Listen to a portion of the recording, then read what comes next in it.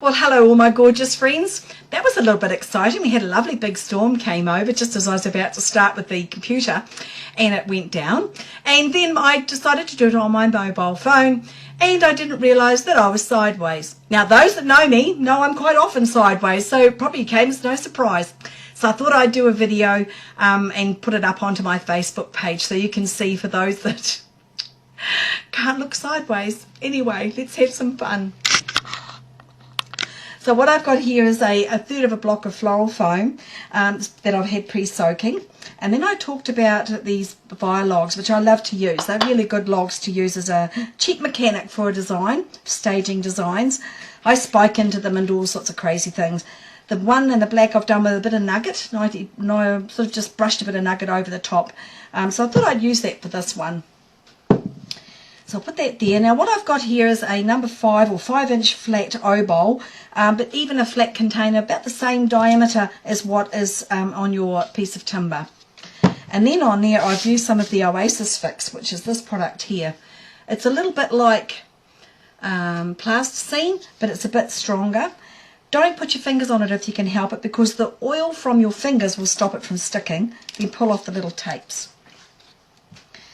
Bring your mechanic over and then pierce it down nice and hard onto the top, so that'll hold it nice and strong. Then I've got my piece of floral foam that I'm going to sit on the top there that I've made to size. Let's put the water out of the way. And then I'm going to bevel the sides, which I was saying before, I like to bevel them. It stops them from cracking and when you put your flowers in and breaking away. So I always bevel the sides of my floral foam. Now my son is coming out tonight to see Mum, and he has his machine up here. He's got an engineering machine that he uses up here, and I'm going to get him to help me sort out the Facebook live link, because I'm not quite sure what happened, but I lost you all. But it was lovely to see you all from all around the world watching. I'm glad that you could take the time out to do your flowers. Now what we're going to do is put 2 pieces of pot tape on. This is pot tape. It's waterproof tape that we use to secure the floral foam to the container. So I do 2 pieces like that. Now I've allowed a gap in the middle because that is where the candle's going to go. Then I like to go right round the lip just to also give it extra, securing it extra tight and around the bottom. Mechanics is a key part to our floral designing and floristry. It's just so that nothing will come apart. There's nothing worse than doing a beautiful design and then it all falling apart. Now what I had said before is you can either use a candle, and now's the time that you would put it in and spike it through to the middle, or I've done one that is an LED candle and I've just put little spikes on, used some teletape around it, and as I've gone round I've secured the little spikes to it, and I'm going to pop that right into the middle of the design. Now I'm doing that now so that when I go to put my plant material in, I've allowed room for the candle. Now what I've got here we're going to put in next is going to be some Fats Hedera. Now Fats Hedera, which is this product here, this plant material, it's a cross between Aurelia, which is Fats japonica, or Hedera helix, which is an ivy. And I love it. It's nice and tough, but I like to wire mine. So what I do is I'm going to come a third of the way up the back of the leaf, having the point up here and your stem going away from you. Take your wire in through that centre vein, slide it right through. Now you can feel it sliding through with this finger underneath. Take it down, fold each side of the wire, what I call the legs, to either side of the stem, pinching tight at the neck, going one leg around the other. Now because some of you are in isolation, you may want to try that for an exercise. Please send video. And then cut it off on an angle. So now I've got a whole lot of those pre-done. So I'll bring my design back in, and I'm just going to pop a few of these in here. So we'll start on this side, put one in the middle, take it slightly over the side, put another one in through here, fold it down over the side, we'll do another one on this side. We're going to take one up into here, up into a bit tighter by the candle, but allow a bit of space in underneath, allow a bit of space and room in there underneath your foliage. Now we're going to bring repetition through. We're going to bring it from one side to the other side now. So I'm going to put a couple of leaves in here. Should place them in. So one there, put it down. Give it a friend. Take one slightly up a bit higher and give it a little friend. Again, allowing space, and then we're going to take one up by the candle, like so. We've got the space in underneath here, and then we've got that. Now we've got lovely contrast, lovely unity, and I like to use these, they're shiny, what we would call a shiny leaf. Now I'm going to be using some of the pelargonium, or the geranium leaves are gorgeous, a lovely velvety texture. And it gives us a contrast of textures and forms in here. So this is a contrast of texture. So again, just don't lay them on top of each other. Give them a little bit of space. Put a couple in like that. So what the placement that you've got on this side, we're now going to turn this around and we're going to put it on the other side.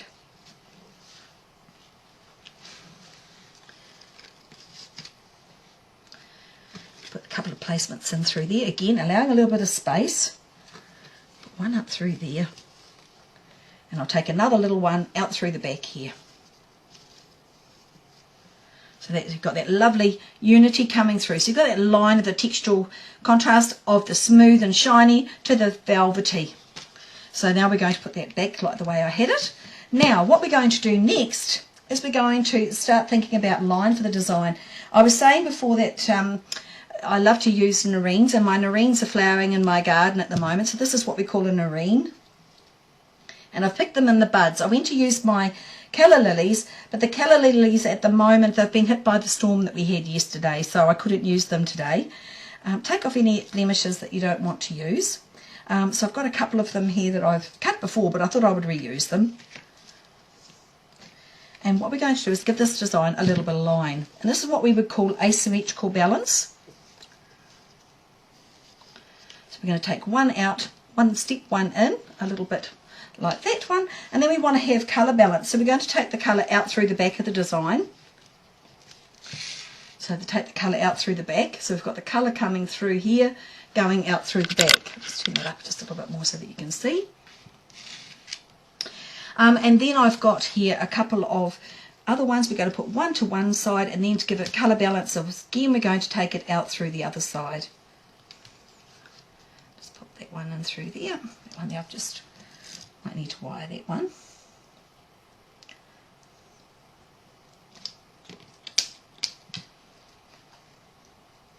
Pop a couple of those in there, that's it.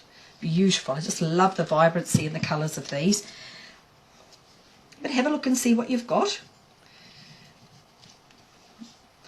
So now we've got a lovely colour balance going through and what we would call unity in that design of colour. So now I'm going to put in, I had some roses, so I'm going to put in a couple of my last of my roses. So I've got some lovely rose buds here. Actually, I might put this one up here. Make a feature of it. I've only got a few. In contemporary work, we tend to group our flowers. In traditional, we have equal placements of flowers. That's how I was taught. And so what I'm doing here, this is more of a contemporary one here with having two flowers sitting out here, out on their own. And I'm just going to group the little roses that I've got to take them into that design there. And then I've got some dahlias. Now I love dahlias. I've got a garden full of dahlias, lots of different colours. So I'm going to put some dahlias in now. And these were all quick dipped. Now you can either quick dip them or you can cut and scald them if you haven't got quick dip. So to cut and scald, you boil a jug, put them in a little vase, cut the stem and stand them in about an inch or so of water. And then you stand them in there for 30 seconds, take them straight out and put them into a container with cold water in. And what that does is it just makes the flowers last a little bit longer and helps them to take up the moisture and retain. So what I'm going to do now is I'm going to put in a couple of these gorgeous, I've got one little rose, so I'm going to sit in there like so. And now I'm going to start putting in a few of the little dahlias here and just tucking them in. Again, repetition of form and colour.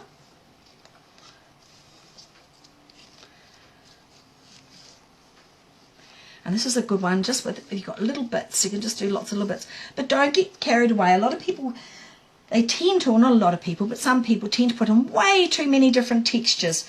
We try to get a bit of unity to the design and not a lot of confusion. So we've got broken forms, patterns, but it's all keeping it all in balance and in scale. Now another thing I really like to use is down the bottom garden, I've got the seed pods off my alstroemeria. So I'm going to pop them in for a textural contrast. Rose hips work really well as well.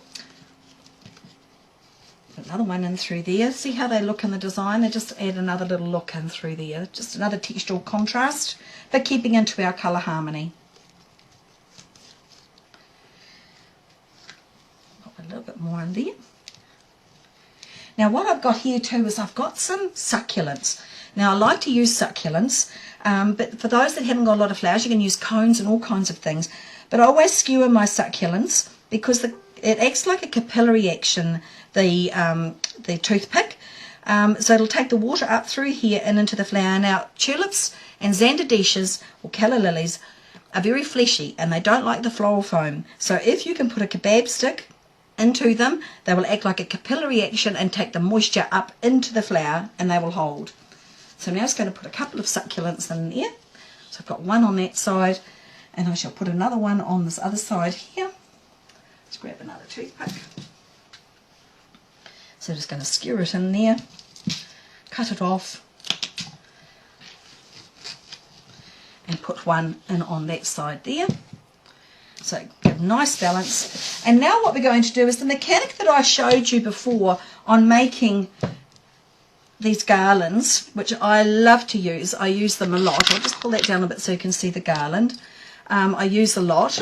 They're really good for adding a little bit of accent to your design, but I use them also as a mechanic, so it will hold plant material. And like I said in the little video tutorial that I have on there, I do a lot with them. I make a lot of body art and different types of items with it. So this is the longer one that I've got here. So what I'm going to do now is I'm going to wrap that around these flowers. I'm going to take it down over the side. And this is a good way also of adding a bit of colour to your design if you haven't got a lot of plant material around. But it acts like a nice strong mechanic that's going to hold our flowers into place. So pop that in through there like that. I might just bring that around, a little bit of fiddling going on, but that's okay. Take that one in under there, up and through there, and that'll hold it.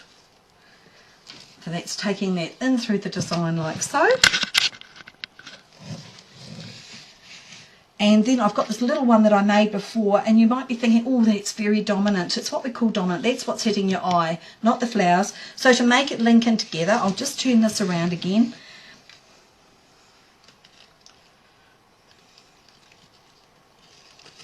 And what we're going to do is we're actually going to bring this down onto the container so that it doesn't make it so that it's sticking out so much. You've actually it's what we call it, to break the solid form of the container. I'll just pop that in there. Just get that to sit in.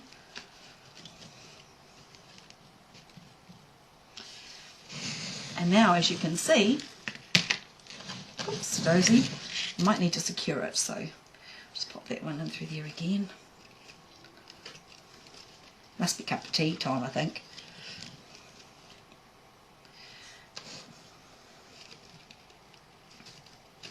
There's just a little bit of fiddling going on here. Make sure you're happy with it though. Don't rush it if you're not happy. Turn that around a little bit. So as we turn that around, you will see that it stops the container from being so dominant. It just takes the eye down a little bit into your design. So this is what we would call an asymmetrical design with balanced weight balanced here, balanced by line. And we'll just pop that little bit of foliage there. So that's that design there. Now I did show you one before too, that when we made the fabric roses yesterday out of the muslin, we made the fabric roses, but you can do this out of jute. So this is actually using that there, and it's rather a nice way of doing your design here by using the little roses. I've got dahlias in here, but if you haven't got dahlias, just use pine cones or some cones and other different textural forms as well. But make sure that when you do it, you add unity to your design by grouping them in through and placing it in through your design so they go all the way through. Well, I hope you enjoyed that. I will put up a worksheet later on for Wednesday's workshop, and I'm going to get my son to help me tonight. And thank you all very much. Lovely to hear from you all. Please, please look after yourself and just enjoy your flowers and the beauty of flowers and our friendship in flowers.